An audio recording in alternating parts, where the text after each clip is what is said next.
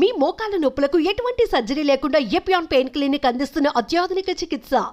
So వాస్తవానికి ఇక్కడ ఏంటంటే రైస్ అనేది తీసేసినా కానీ షుగర్ ఉన్న పేషెంట్స్లో గ్లైసెమిక్ ఇండెక్స్ అనేది ఇంపార్టెంట్. ఏ రైస్లోంచి ఎంత షుగరు ఫాస్ట్గా వస్తుంది అదే గ్లైసెమిక్ ఇండెక్స్. అయితే మనందరికున్న నమ్మకం ఏంటంటే బ్రౌన్ రైస్ మూలాన షుగర్ కాస్త బెనిఫిషియల్గా మనకు వర్కౌట్ అవుతుందని గమనిస్తున్నాం. కానీ అలా అని చెప్పి ఎక్కువ శాతంలో బ్రౌన్ రైస్ తిన్నా కానీ అది మనకి హానికరం.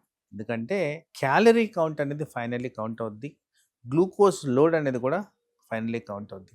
గ్లైసెమిక్ ఇండెక్స్ పర్హాప్స్ మనకి బ్రౌన్ రైస్లో తక్కువ ఉన్నా కానీ హై క్యాలరీ కన్జంప్షన్ వల్ల ఊబకాయానికి దారితీస్తుంది, ఫ్యాట్ చేకూరడం దారితీస్తుంది. దాని కారణంగా డయాబెటిక్ పేషెంట్లకి అర్థాలకు గురవుతారు. కాబట్టి జనరల్ రికమెండేషన్ ఏంటంటే బ్రౌన్ రైస్ అయినా కానివ్వండి, వైట్ రైస్ అయినా కానివ్వండి, మీరు తీసుకునే మోతాదులు తక్కువగా ఉండాలి. Small portions more frequent. అది కూడా రైస్ ఎక్కువగా తినాలనిపించిన వాళ్ళు రైస్లో ఎక్కువ శాతము వెజిటబుల్స్, కాంప్లెక్స్ కార్బోహైడ్రేట్స్, ఫైబర్స్ ఇలాంటివన్నీ యాడ్ చేసిన దానివల్ల గ్లూకోజ్ రిలీజ్ అనేది తగ్గి బాడీ మీద హై షుగర్ కాన్సన్ట్రేషన్ లేకుండా sugar related are diabetic related complications రాకుండా మనం కాపాడుకోవచ్చు.